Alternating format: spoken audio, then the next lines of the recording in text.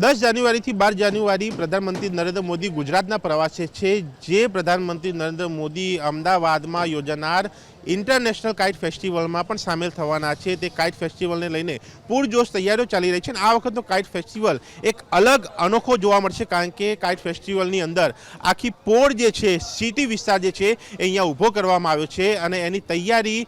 એની કામગીરી અહીંયા જોઈ શકાય છે। સતત જ્યારે કામગીરી સોંપવામાં આવી છે એના નિરીક્ષણ હેઠળ આ પ્રોજેક્ટની કામ જે છે એ પૂરજોશ આગળ ધપાવવામાં આવી રહ્યું છે અને સિટી વિસ્તાર, પોળ વિસ્તાર કે જે વિસ્તારમાં તમામ તહેવાર લોકો એક સાથે મળીને ઉજવે છે, તેમાં પણ ઉત્તરાયણ આવે ત્યારે લોકો પોળના ધાબા ભાડે રાખીને ત્યાં એકઠા થઈને એ ઉત્સવ મનાવતા હોય છે, એ એકતાનો સંદેશ આપતા હોય છે। તે ફિલિંગ અહીંયા ઊભી થાય, તે અનુભવ અહીંયા ઊભો થાય, એ પ્રકારની થીમ અહીંયા બનાવવામાં આવી છે અને અહીંયા આ જે પોળો ઊભી કરવામાં આવી છે તેની અંદરના આ જે દરવાજા જોઈ શકાય છે, આ જે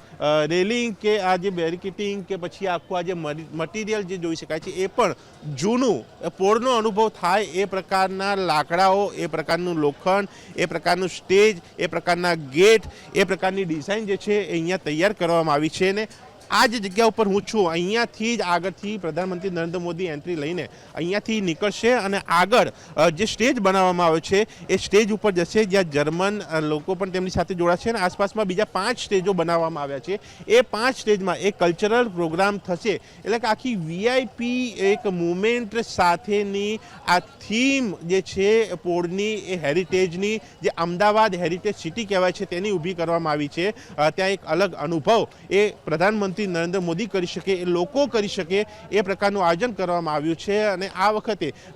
વિવિધ પ્રકારનું આયોજન અને તેમાં આ થીમ અને સાથે અટલ બ્રિજની પ્રતિકૃતિ, બીજી પ્રતિકૃતિ, બીજા કલ્ચરલ પ્રોગ્રામ અને પતંગબાજો જ્યારે સામેલ થવાના છે ત્યારે કોઈ પણ પ્રકારની ચૂક ન રહી જાય એ ખાસ ધ્યાને રાખીને એક હેરિટેજ થીમને પ્રોત્સાહિત કરવા માટેનું આયોજન જે છે આ ઇન્ટરનેશનલ કાઇટ ફેસ્ટિવલમાં જોવા મળ્યું છે। કેમેરામેન ઉમેશ પરમાર સાથે દર્શન રાવલ, ઝી મીડિયા, અમદાવાદ।